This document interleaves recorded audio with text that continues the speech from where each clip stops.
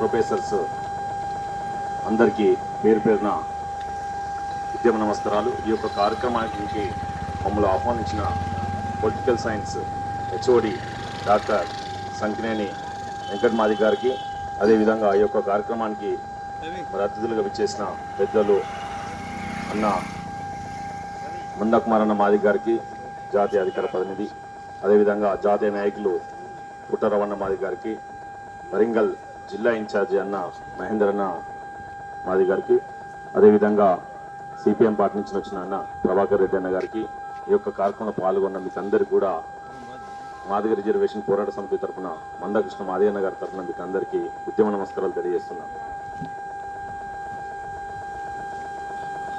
ఈరోజు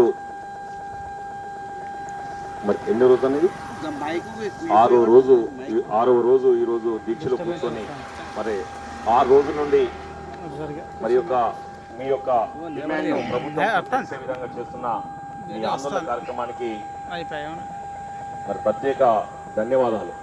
ఎందుకంటే ఈ తెలంగాణ రాష్ట్రంలో ముఖ్యమంత్రి రేవంత్ రెడ్డి గారు మేనిఫెస్టోలో మీ యొక్క సమస్యను చేర్చడం జరిగింది. ఆ సమస్యను పరిష్కరించాల్సిన బాధ్యత కూడా మరి ముఖ్యమంత్రి గారిపైన, అదే ఉన్నత విద్యాశాఖ మంత్రి గారిపైన మీ యొక్క సమస్య ఉంటుంది. ఆ సమస్యను మరి వాళ్ళు పరిశీలన పెట్టకపోవడానికి కారణము ఏందో వాళ్ళు తెలియజేయాలి.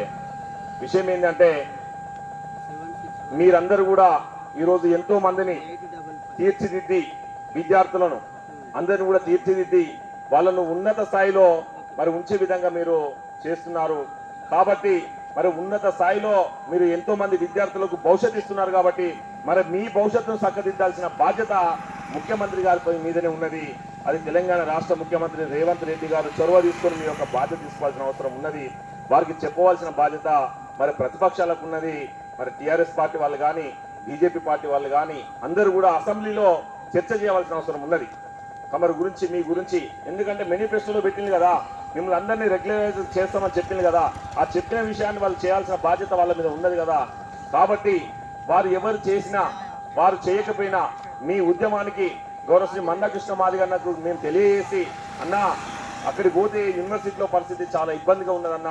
ఒక కాకతీయ యూనివర్సిటీ కాదు, మరి ఏ యూనివర్సిటీకి పోయినా, తెలుగు యూనివర్సిటీ అయినా, అదేవిధంగా తెలంగాణ యూనివర్సిటీ అయినా, ఉస్మానియా యూనివర్సిటీ అయినా, ఏ యూనివర్సిటీలో చూసినా కూడా కాంట్రాక్ట్ వాళ్ళు అసిస్టెంట్ ప్రొఫెసర్స్ బాధలు చాలా ఇబ్బందిగా ఉన్నాయన్న.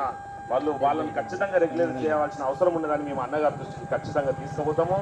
ఎందుకంటే కృష్ణమాదిగ అన్న గారి దృష్టికి కనుక సమస్య తీసుకపోతే ఖచ్చితంగా మీ సమస్య మీద ఉన్నత విద్యాశాఖ మంత్రితోటి కానీ, ముఖ్యమంత్రితోటి కానీ, దీనికి సంబంధిత అధికారులతోటి కానీ మాట్లాడే అవకాశం ఉంటుంది. ఎందుకంటే మేము అన్నగారి దృష్టికి తీసుకుపోయేదానికి మేము ఖచ్చితంగా తీసుకుంటామని తెలియజేసుకుంటూ, అన్న సంకినేని వెంకన్న గారు మమ్మల్ని ఇక్కడికి ఆహ్వానించినందుకు అన్న హెచ్ఓడి గారికి ప్రత్యేక ధన్యవాదాలు.